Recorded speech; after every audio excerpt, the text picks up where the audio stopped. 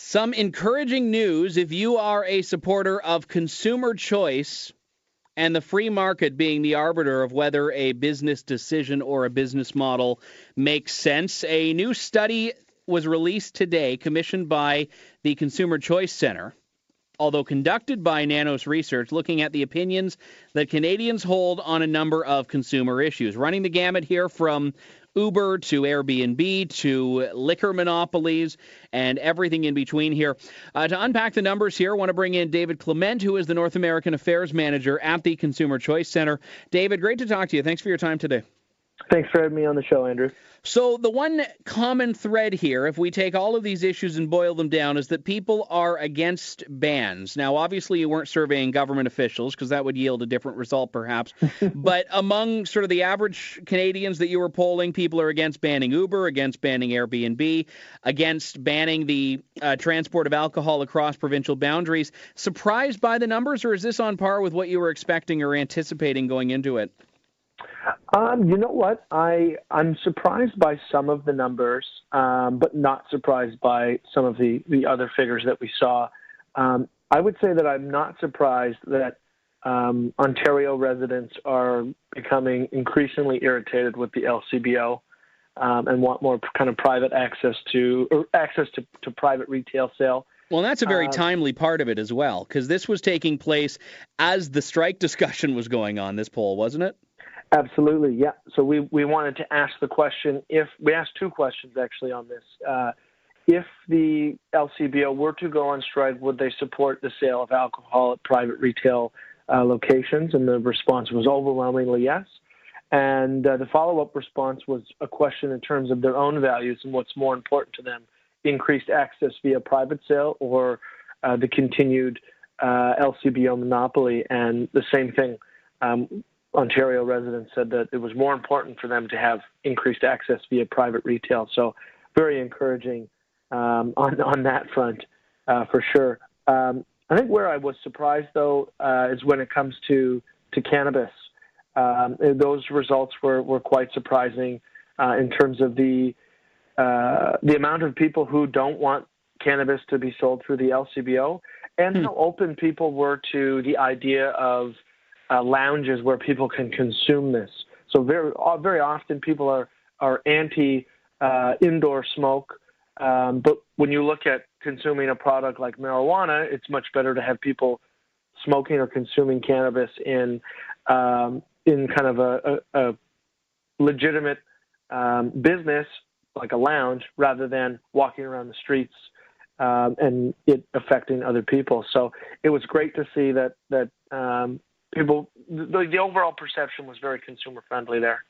You were asking the questions about whether Canadians oppose or somewhat oppose or support or somewhat support banning Uber and Airbnb in a couple of questions here. Is there a concern with that question that, ban is an inherently negative word? So people are going to hear that and say, well, no, I don't support banning it. But do you leave out in the middle or do you miss in the middle people that are supportive of it on paper but would want so many regulations on it?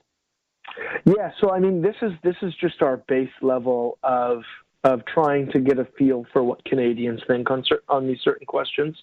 There's certainly language at play there in terms of the use of the word ban. The reason why we use the word ban is because, in my mind, it's the most accurate depiction of what some of these city councilors and mayors have proposed.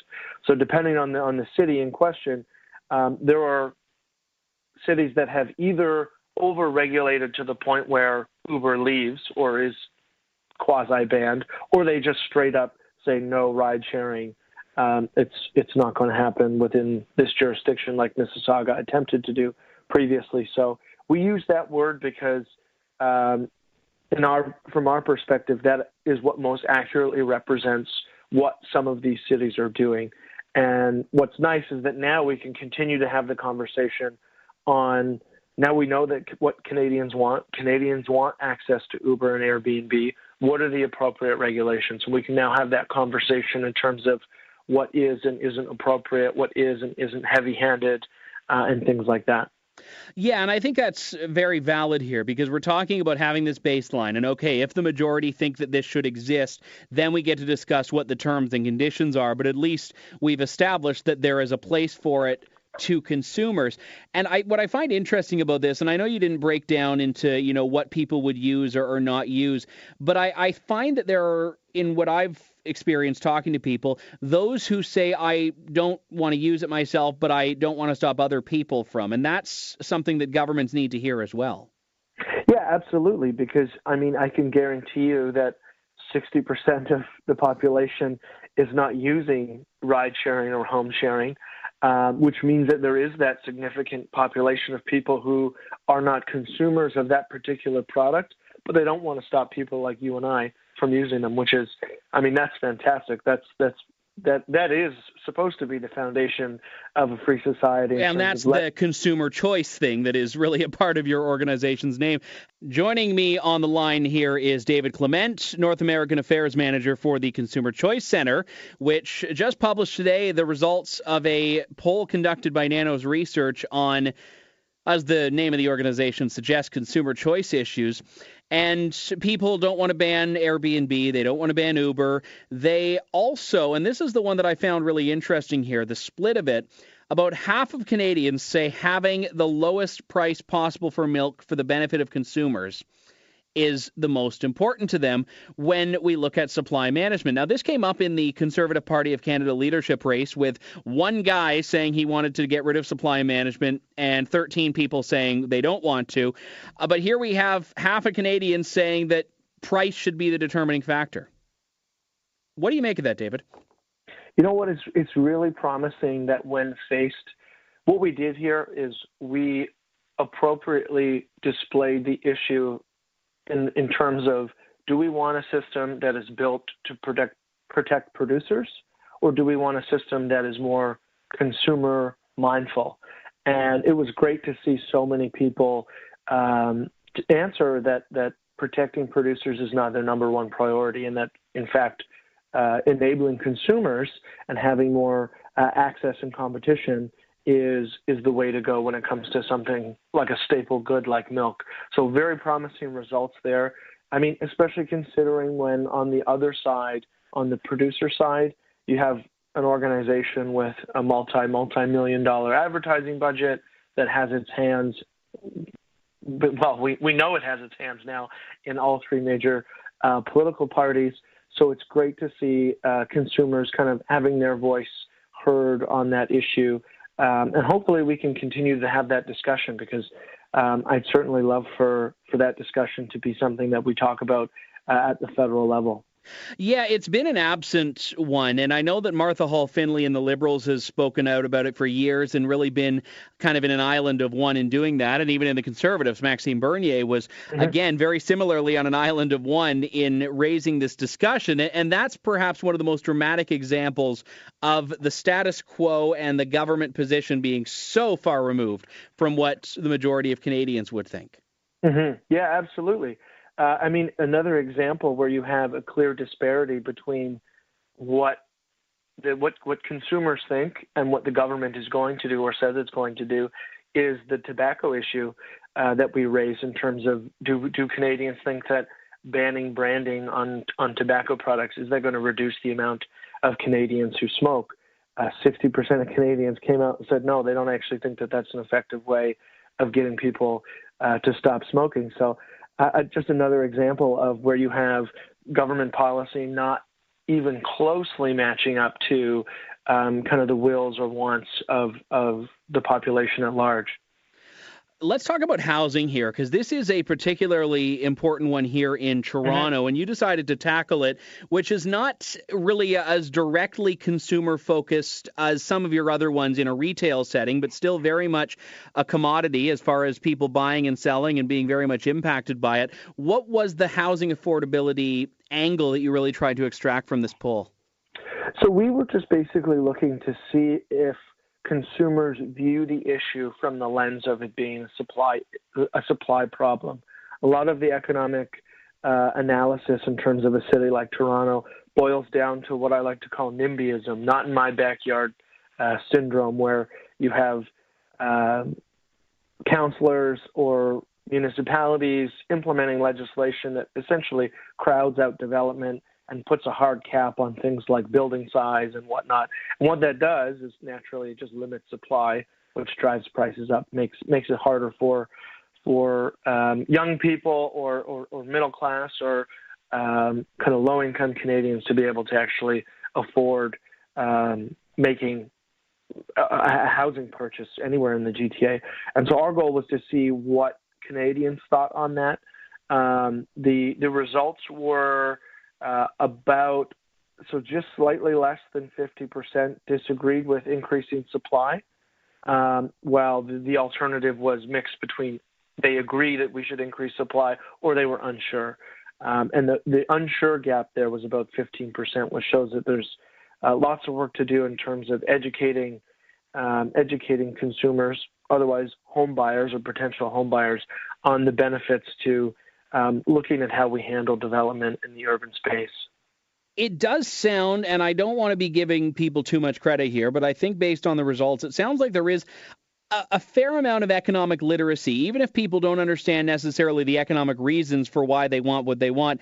The positions that people seem to be aligning themselves with are very economically positive, if you can have, again, public policy that allows that process to unfold. Yeah, absolutely. I mean, from what we see here, consumers are overwhelmingly in support of a more market-friendly, consumer-friendly, private retail-focused approach to a variety of these issues. And I think some of that does boil down to being economically literate. I mean, Canadians are classically people who try to be well-versed in politics and kind of their information on certain subjects. So yeah, it's a very good outcome in terms of people making informed decisions. Well, I do appreciate these numbers. They certainly give me a fair bit of encouragement that perhaps the common sense solutions will prevail here. I'm joined on the line by David Clement from the Consumer Choice Centre. Results of the Canadian Opinions on Consumer Issues done by Nanos released today. David, thanks very much for your time today. Thank you very much, Andrew. Really appreciate it. All right. All the best to you, sir. We're going to be talking later on the note of economic literacy about household debt in Canada. So this is perhaps illustrating that maybe not everyone in the country is spending as though they do understand the baseline. Welcome back to the program. This is the Andrew Lawton Show here on AM 980. You're listening to London's breaking news leader here. Just coming up on 1:07 this afternoon as we head into the second hour of our time together today. We talked about healthcare in the first hour, and the one takeaway from my interview with Dr. Brett Belchatz that I found most intriguing anyway is the idea that this is a service that is available. No one's forced to pay for it. No one's forced to bankroll it. But it is a service that is available to those who want it. And I can think of no more fitting segue into this discussion now. A poll that was done by Nanos Research, commissioned by the Consumer Choice Centre, looking at the opinions that Canadians hold on a number of consumer issues, from whether ride-sharing services like Uber should be allowed to operate, whether home-sharing services like Airbnb, which we've talked about in a London context a fair bit recently, to whether people should be able to buy alcohol from a private liquor retailer rather than having to go to the LCBO for spirits, all of these different things. And the big takeaway, and we'll talk about some of the individual line items here, but the big takeaway is that Canadians seem to support consumer choice when it comes down to this. Wanted to welcome into the show from the Consumer Choice Centre, which commissioned this, David Clement. David, it's good to have you back on the show, sir. Thanks very much for your time today. Yeah, thank you very much for having me on. Now, you and I have spoken in the past about, things like really needlessly excessive warning labels and requirements that manufacturers and producers put all these cautions on, everything under the sun. And I know that actually played into these polls, these poll questions a little bit as well. But tell me what kind of the top line takeaways are from this research. So I would say the top line takeaways from this research is that Canadians and in the subsegment for Ontario, respondents were overwhelmingly open to increased market access, limiting government or not having a heavy-handed approach from government, whether that be Uber, Airbnb, how the government's going to treat something like plain packaging and tobacco, supply management. We saw a response in favor of a consumer-friendly approach as opposed to a producer protection model, which is what we currently have. And just across the board, we pretty much, for the most part, see instances where consumers are saying, allow for us to have private alternatives, allow for us to have access to these new services, and don't be heavy-handed in your approach in the variety of different topics that we covered. With Uber and Airbnb in particular, which are really analogous to one another, I think. I mean, Uber is to taxis what Airbnb is to conventional hotels. Both very similar findings in your poll here. Over 3 in 5 Canadians oppose or some would oppose banning each of the respective services here. And I think that this is a fascinating dichotomy because you have the majority of people that say, yes, we should be able to use this. But when city councils have taken up this cause, and it happened here in London, it's happened in Toronto, it's happened all over the country, it's been a lot less clear, and in many cases it's actually landed on the other side of the equation. Yeah, and it's really unfortunate because obviously their constituents, who are the consumers of these services for the most part, are overwhelmingly saying, hey, quit fiddling with it, don't over-restrict it, don't ban it. We enjoy using these services. There's a reason why they're successful, and the reason why they're successful is they provide a good product that people enjoy and want to use. So leave them alone. Let us use these services, enjoy them. And I think what it really boils down to is you often hear in terms of the regulatory language used by city councilors, they always talk about adding additional regulations on these new ideas and new services as opposed to taking away regulations on the services that already exist. Yeah, that was so apparent with the taxi Uber discussion, because I said to even taxi industry representatives, you know, if you're wanting a level playing field, let's remove this restriction, remove this regulation, remove this, and all of a sudden they only want to add rather than take away. Exactly, and what you see is you have these industries that have what we call regulatory capture, so they've gotten into the marketplace and they're okay with these additional regulations on the industry because they know it's a significant barrier to entry for new competition. And so it's great to see so many Canadians embrace competition and so many Canadians embrace more choice ultimately when it comes to things like ride sharing and home sharing. Let's talk about the actual phrasing here, because I'd be remiss if I didn't mention that it seems like you're, I don't want to say overly simplifying, but you have to, when you're asking a yes or no question, come down to sort of a simple yes or no on these situations. But when you're asking whether Canadians support or oppose banning something, how do you respond to the fact that in a lot of cases the discussions we see in councils aren't about banning these services, but rather regulating or restricting them? Yeah, so I think what we've done here is we've established a nice baseline. We've established that the population at large wants access to these services. They enjoy them. With that, we can then move to the conversation of what the appropriate level of regulation is and talking about things of a level playing field and maybe peeling back some of these regulations that apply to the other industries in which these services compete with. Now, the one thing I will point out is that very often regulation or over-regulation will end up acting as a de facto ban because the regulations sometimes proposed by city councilors are so heavy-handed that they just crowd ride-sharing or home-sharing completely out of the market. And so what this survey does, and with the use of the word ban, we've established that they want access, they want to be able to use these services. And so I think it's a good starting point. Did you find that there were any results that really didn't make sense? You know, why would one person support this and not this? Because I find there is a really comical inconsistency in a lot of areas. Like I know someone who was a steadfast Uber opponent, just hated Uber, didn't like the company, didn't like the model, didn't like the competition, but loved Airbnb whenever she traveled. And she was pretty ignorant to sort of the inconsistency there. Did you find that in the numbers, or were people pretty consistent in their support based on the spread you saw? Yeah, I would say that people were fairly consistent. Actually, the most kind of alarming trend, in the positive sense, is that likelihood of wanting to keep the government at arm's length increased with the younger the respondent was. And so we actually see almost across the board here, the most likely to oppose, let's say, a ride-sharing ban, or you're more likely to oppose a ride-sharing ban the younger you are. We see the same thing with other policies that were proposed in terms of things like where we can buy alcohol. Millennials, if we use that label, are more likely to support the private retail sale of alcohol than, let's say, older generations. They're more likely to support the private retail of cannabis when it's legal than other generations. So that is one trend that we saw across the board. But all in all, I would say that the results are fairly consistent in terms of the proportion of the population who doesn't necessarily want a heavy-handed approach to government regulation.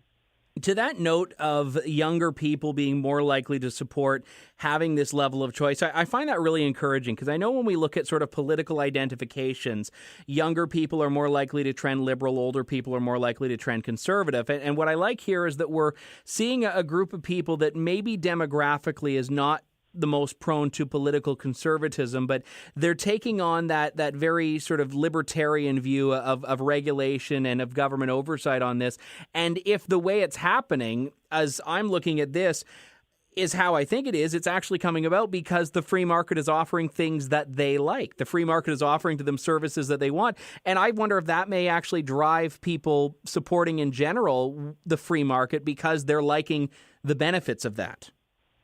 Yeah, and I think from what I've seen in talking to Canadians about a variety of these issues for a long time now, is that when it comes to young Canadians, they very often are very open to pro-market arguments when they experience the benefit of it in real time. All of a sudden, when the discussions of Uber come around, you'd be very hard-pressed to find students who oppose this faster, safer, and cheaper alternative to the current system. It's the same thing with if we look at something like our question in terms of the price of milk and the government controlling the supply and price of milk.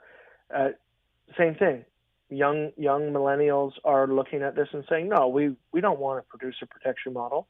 We want a market-friendly model that benefits consumers.